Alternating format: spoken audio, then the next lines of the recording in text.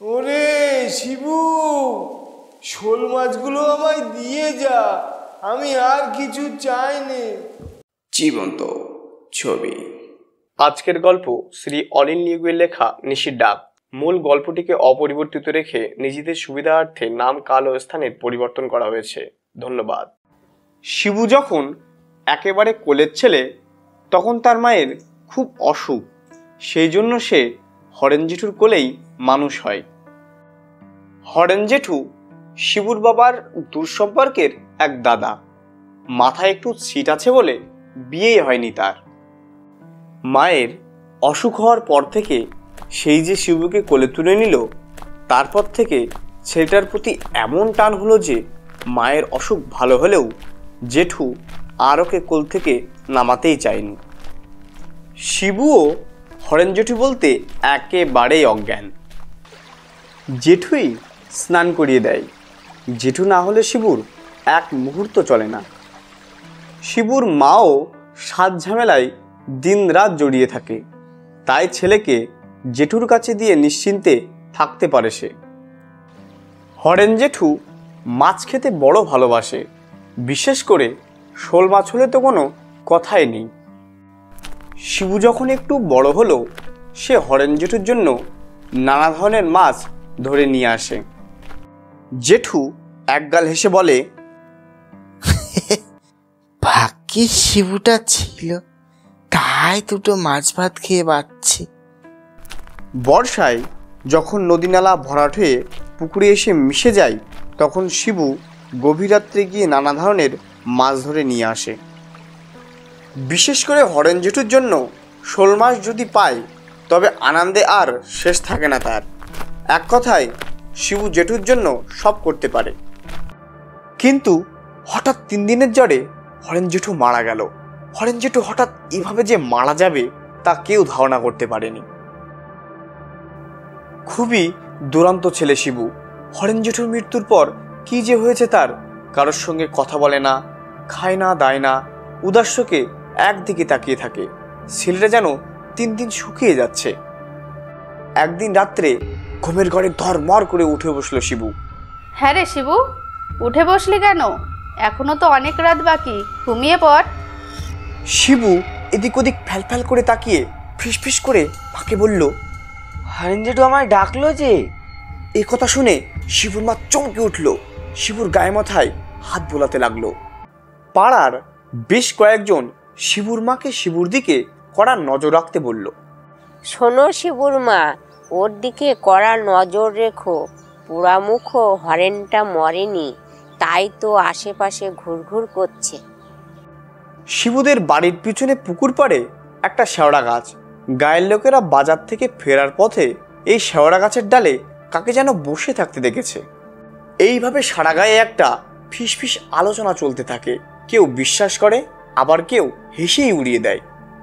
তখন আষাঢ় মাস, চারিদিকে মাঠঘাট বুড়িয়ে জল শিবুদের পুকুরে এসে মিশেছে। মায়ের পাশে শিবু অকাতরে ঘুমাচ্ছে। বাড়ির পিছন দিয়ে একটি বেড়াল বিকটভাবে ডেকে গেল। দূরে কোথাও একটি ভুতুম পাখি ডেকে ডেকে বিরক্ত করে তুলেছে। সব মিলিয়ে একটি থমথমে ঝিমঝিমে ভাব। এমন সময় শিবুর হঠাৎ মনে হলো ঘরের পিছন দিক থেকে হরেন জেঠু ওকে ডাকছে। ওরে শিবু, শিগগির আয়, তোদের পুকুরে নতুন জল এসেছে, কত মাছ উঠেছে দেখবি, আয়, সঙ্গে তোর পোলোটাও নিয়ে আয়। শিবু বিছানার উপর উঠে বসলো। আশেপাশে তাকিয়ে দেখলো পাশে মা অকাতরে ঘুমাচ্ছে। শিবু আস্তে আস্তে দরজা খুলে ঘরের বাইরে বার হলো। কে যেন শিবুর কানে কানে এসে বলল, দরজাটা ভাজিয়ে দে শিবু, নইলে তোর মা জেগে যাবে। শিবু কোনো কথা না বলে দরজাটা ভাজিয়ে দিয়ে হনান করে পুকুরের পাড়ে চলে গেল। নিশুতি রাত, কেউ কোথাও জেগে নেই। শিবু ছপ ছপ করে পোলো ফেলছে আর রাশি রাশি মাছ ধরছে। এত শোল মাছ কোথা থেকে যে এলো, শিবু ভেবে কুল কিনারা পাচ্ছে না। ও যে হাঁড়িটা সঙ্গে করে এনেছিল সেটি মাছে ভর্তি হয়ে গেছে। কিসের যেন একটা পোড়া গন্ধ ক্রমাগত তার নাকে আসছিল। সেই গন্ধের আকর্ষণে শিবু মাছ ভর্তি হাঁড়ি নিয়ে এগিয়ে চলল। এ কি, এই যে সেই শেওড়া গাছ। শিবু অবাক হয়ে তাকিয়ে দেখলো গাছের ডালে পা ঝুলিয়ে কে যেন বসে আছে। আমায় শোল মাছ পোড়া খাওয়াবি শিবু? এ কি, হরেন জেঠু না? দেখতে তো ঠিক সেই রকম। এতক্ষণে শিবুর যেন জ্ঞান ফিরে এলো। হরেন জেঠু তো মারা গেছে। তবে কার ডাকে এই নিশুতি রাতে মাছ ধরতে ঘর থেকে বেরিয়ে এসেছে শিবু? ভয়ে তার মাথার চুল খাড়া হয়ে উঠল। সে প্রাণপণ চেষ্টা করলো পালিয়ে যেতে, কিন্তু পা দুটো কিছুতেই উঠছে না। শেষকালে মনে জোর এনে মরিয়া হয়ে ছুটতে শুরু করলো শিবু। পিছন থেকে হরেন জেঠুর ডাক শুনতে পেল। ওরে শিবু, শোল মাছগুলো আমায় দিয়ে যা, আমি আর কিছু চাই নে।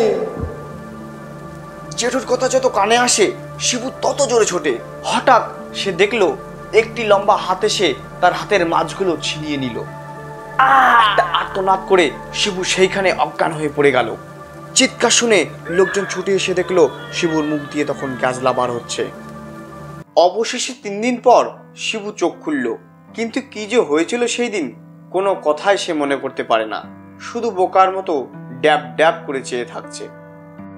দেখো শিবুর মা, এখন থেকে শিবুকে চোখে চোখে রাখতে হবে, নইলে হরেন পাগলাটা ওই রকম করে নিশির ডাকে ভুলিয়ে ভালিয়ে ঘাড় মোটকে রাখবে। এ কথা শুনে শিবুর মার বুকের রক্ত শুকিয়ে গেল। সারা রাত ছেলের পাশে জেগে থাকে। শিবুর মা লক্ষ্য করলো শিবুর 2 চোখের নিচে কালো কালো ছোপ হয়ে গেছে। একদিন হঠাৎ সে বলে বসলো, আমি শোল মাছ পোড়া খাবো। অমনি সঙ্গে সঙ্গে কোথা থেকে একটা পোড়া শোল মাছ এসে পড়লো ঘরের মাঝখানে। ভয়ে আটকে উঠলো সবাই। ধীরে ধীরে ব্যাপারটা সহজ হয়ে উঠল। দেখা গেল যে শিবু যখন যা চায় কে যেন সঙ্গে সঙ্গে এনে হাজির করে। সেদিন দুপুরের গরমে ক্ষীণ কণ্ঠে শিবু বলল, মা, 1 গ্লাস জল দাও না। মুখের কথা শেষ হতে যতটা সময় দেখা গেল সুন্দর একটি গ্লাসে পরিষ্কার আয়নার মতো চকচকে জল কোথা থেকে উদয় হলো। শিবু সেই জল খেতে যাচ্ছিল। শিবু, কখনো খাবি না, ওসব ভূতে জোগাচ্ছে। সন্ধ্যার পর পাড়ার লোকজন দল বেঁধে আসতো শিবুকে দেখতে। সবাই কৌতূহল হয়ে বসে থাকতো ভূতের কাণ্ড দেখবে বলে। সেদিন রাত্রে শিবুদের ঘরের পিছনের দিকে যেখানে একটানা ঝিঝি পোকা ডেকে চলে, সেখানে কার যেন কান্নার শব্দ শুনতে পাওয়া যায়। শিবুর মা চমকে ওঠে, ছেলের পিঠে হাত রেখে সারা রাত দুর্গা নাম জপ করতে থাকে। কেবলই মনে হয় তার কোলের ছেলেকে কে যেন ছিনিয়ে নিতে আসছে। দূরের বনে প্রহরে প্রহরে শিয়াল ডাকছে, মনে হচ্ছে যেন ওরা খুব ভয় পেয়েছে। গৃহস্থ বাড়ির গোয়ালগুলিতে গরুগুলি এমনভাবে হামলাচ্ছে যে মনে হচ্ছে অশুভ কোনো ইঙ্গিত পেয়েছে। মাঝে মাঝে পেঁচার ডাক কানে ভেসে আসছে। দূরের শ্মশানের দিক থেকে শোষ হাওয়া বইছে, মনে হচ্ছে কোনো প্রেত বুঝি নিঃশ্বাস ফেলছে। রাস্তাঘাটে আজ কোনো মানুষজন নেই, চারিদিকে কেমন আতঙ্কে ভরে উঠেছে। শিবুর মায়ের আজ কি কাল ঘুম পেয়েছে কে জানে। সন্ধ্যাবেলা উনুনেতে আগুন পড়েনি, আকাশে সমস্ত তারা মেঘে ঢাকা পড়েছে। বাতাসে কেমন যেন বিপদের ইঙ্গিত পাওয়া যাচ্ছে। মায়ের পাশে শুয়ে অকাতরে ঘুমাচ্ছে শিবু। এমন ঘুম দেখে মনে হচ্ছে ওর দেহতে বুঝি প্রাণ নেই। ঝোড়ো হাওয়া, ব্যাঙের ডাক, ঝিঝির ডাক, পেঁচার চাচানি ওকে যেন এমনভাবে ঘুম পাড়িয়েছে যে সে ঘুম আর ভাঙবে না। হঠাৎ বেড়ার পাশে কার ফিসফিস কথা শোনা গেল। শিবু, উঠে আয়, জলের ধারে আজ মাছ থই থই করছে।